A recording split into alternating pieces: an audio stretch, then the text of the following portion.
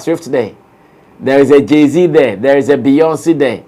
We are so proud seeing or mingling with those people than to mingle with ourselves as Shatta, Wale, Stonebwoy, Sarkodie, Burna Boy, Davido. No, we want to play with the big boys. We want to bam bam.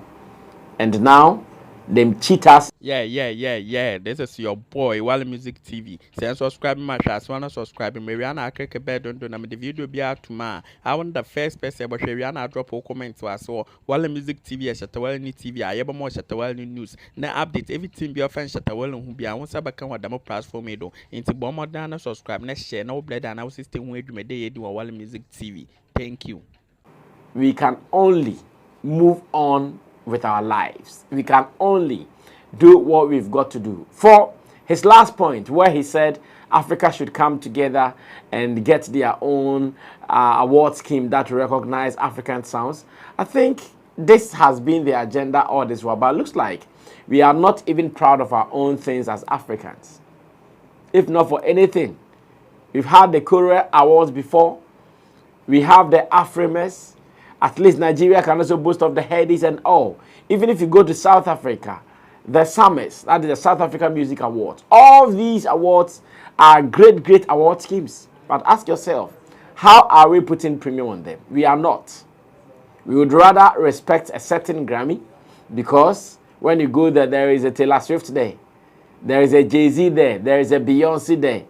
We are so proud seeing or mingling with those people than to mingle with ourselves as Shatta, Wale, Stonebwoy, Sarkodie, Burna Boy, Davido. No, we want to play with the big boys. We want to bam bam. And now, them cheaters, now we they cry kitty kitty kata kata kitty kata everywhere. That is how funny we are as a people. But life goes on. Whether good or bad, life goes on. We still have to continue to do what we are doing best. After all, it is feeding us. After all, we are making money out of this. So if all is well with us, then why should we be bothered and even cry foul over someone cheating us or not treating Africa well or even Nigerians well in the Grammys? It is time for us to move on and to do some more. To those who still think that when we do our thing and it gets attractive to them, they would come to us, that's fine. But whether, like he said, they want to change our focus, they want to Americanize our sound, they don't want Africa to unite, and all those allegations raised in the WhatsApp message, I'm not sure I can defend it in any way. And I wonder if my good friend and brother Emmanuel, who is based in Canada and a Nigerian, can defend this. I'm not too sure about it, but we can dash that one and move on to the substantive issue that I want to talk about today. And the substantive issue I want to talk about is with regards to what Jay-Z said on the Grammy stage. I want to believe that as it stands now, you don't need to go watch the video alone to know what has been reported. Maybe you've read it on some blogs. Maybe you've seen some reviews on social media. Maybe you've seen some people who are doing commentaries about it online.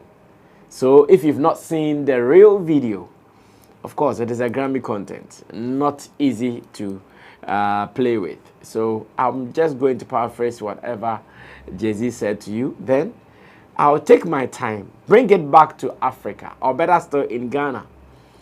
Let's look at how award schemes always prove to be powerful over talent.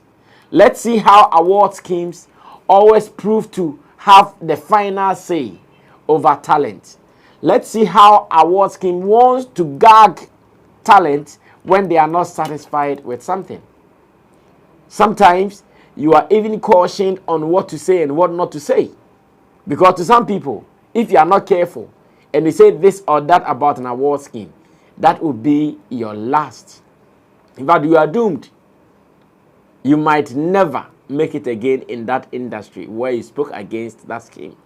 Now, when Jay-Z was called to pick up his award scheme, to pick up his award, as part of his remarks, these are some of the things he said. That one, he thinks as a Grammy award scheme, They have been robbing people.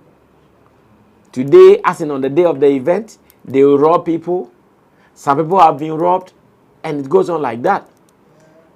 He thinks because of their decisions, to some people, it is pure robbery against their talent. And he cited an example right there on the stage where he said that the biggest winner in the Grammys is his wife, Beyonce. The biggest winner in the Grammys is his wife, Beyonce. But to him, he's so surprised that despite all these things, all these big wins, Beyonce has never won the album of the year before. Meanwhile, she is your big winner. So if I'm your biggest winner, it means that I should have tasted all the categories. It means that all the categories in the scheme, I should have at least taken one or two before. That makes me big. And if I'm the biggest winner and one important category like the album of the year, I've never won it before, then what did happen? Then what is wrong? What is really going on? I'm sure that was why they called. And he said this on the stage, on the same Grammy stage where he was going to take an award. After he left there, I've not seen any press release from Grammys, the Academy, the Recording Academy, saying that they are banning him for 2 years. I've not seen any press statement from anywhere saying that they are condemning him for what he said. I've not seen any group of people calling for an apology to be said or to be given to the Recording Academy. Yes, to them, they see it as a normal practice. This is someone who is not happy about a decision or about activities or about events, and therefore he feels he has gotten the finest opportunity to rant about it. And he made use of it. He actually spoke his mind. He sent out the message that he's been willing to send out all this while. It went far, far away.